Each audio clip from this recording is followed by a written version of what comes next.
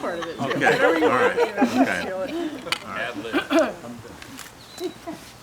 What foresight your parents had, unknowingly had, to name you Constance.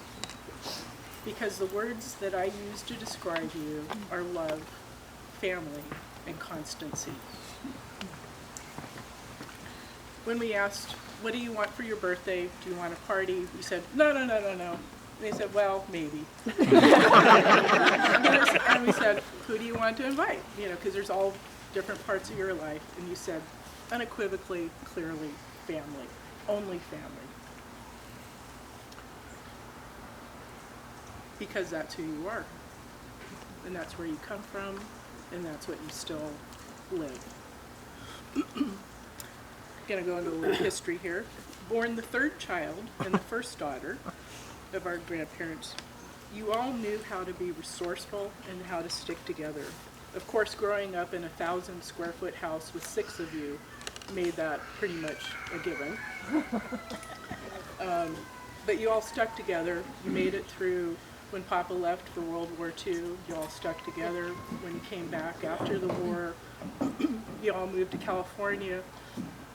Little joke, loaded up the truck, moved to Beverly Hills. York? Except it was really Sunnyvale. It was a chicken coop that was converted with Rex's father's help, and they created a home. And then, of course, you all ended up settling in Newark and becoming a part of the community. You were the first one in this family to go to college. And in college, you met this dashing, tall, dark, handsome, exotic, Italian-German Catholic who Wayne swore for years was a Jew. He didn't know. He was from New York. He was a Jew. After 3 dates, Dad asked you to marry him. You reluctantly said yes, but obviously said yes, and while you were in college, that also, because you got married and immediately, like on your honeymoon, got pregnant with me, stopped you going to college. Did you date that, Diana? Do you have an actual... It actually, like within a Oh, week. the dating. Yeah. Okay, got it. Okay, got it. Just trying to clear the record.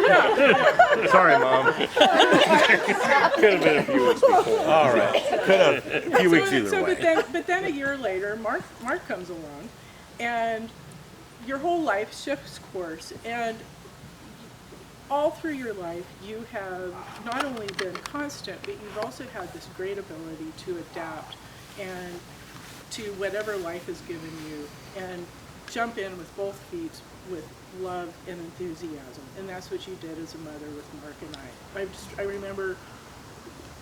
I kind of remember you being a little bit nervous about being a mother, but what you made up in nervousness, you more than made up for in enthusiasm and fun and love. And it was great. And then 5 years later after Mark, Carolyn came in. Ta-da! And the family was complete, and in a way that we didn't even know that we weren't complete. And we went on.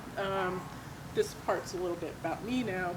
So at age 14, hormones, whatever, I had a little bit of temporary insanity. And It's called teen. it's called my teenager. Yeah. Muy poquita. So somehow my parents stuck together. Once again, the words love, family, and constancy kept us together, kept a safety net around me, which I knew I could push the limits but not go over a certain limit.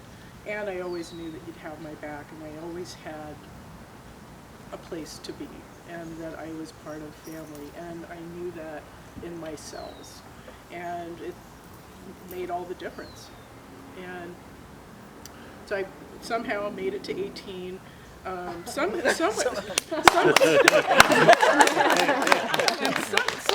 Somewhere right around then, inexplicably, you'd been kind of, gritting your teeth, eating a lot of popcorn at night, but, Drinking wine. well, drinking wine. I wasn't going to say that, but and then for some reason you started to need to color your hair, but you know, I'm not taking any blame for that. And when I turned 18, you also said, yes, one down, a couple more to go, it's not going to be too much longer, and you went back to college. And you finished college, finished the degree that you stopped when you gave birth to me. And we were so proud of you that you could do that and re-entered the work world at a higher level as a Head Start teacher, and then did your, you know, another 20 years or however long at Head Start, because you had that degree and that confidence in yourself to give yourself what you had been giving the family all of those years. That love and constancy in family.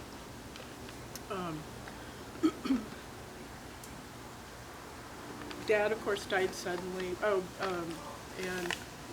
And it's 21 years now. And in the 10 years after he died, you once again, unexpectedly, were faced with a situation where you again had to reinvent yourself and learn all of the skills.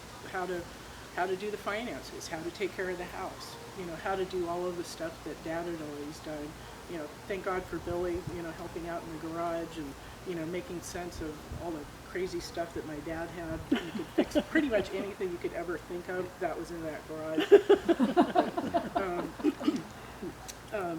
But during those 10 years, you also created a new social circle. You reinvented yourself. I remember at one point, still again trying to get you on the phone. You're never home. I have to make an appointment with you. And I said, "Where's Mom?" And she's like, "Well, I'm out with my new friends, you know, and we're part of the singles group, and we're like teenagers, but now we have money." Great.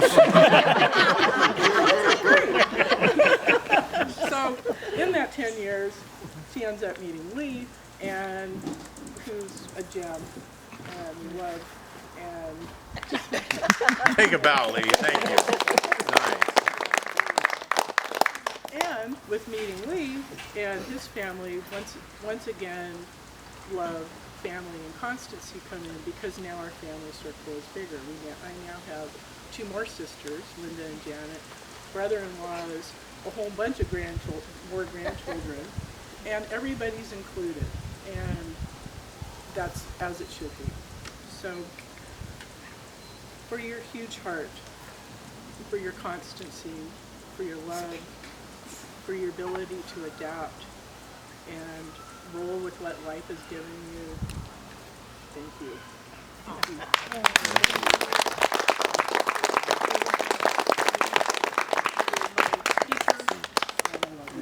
Happy birthday. Happy birthday. Happy birthday. Happy birthday. Is that enough?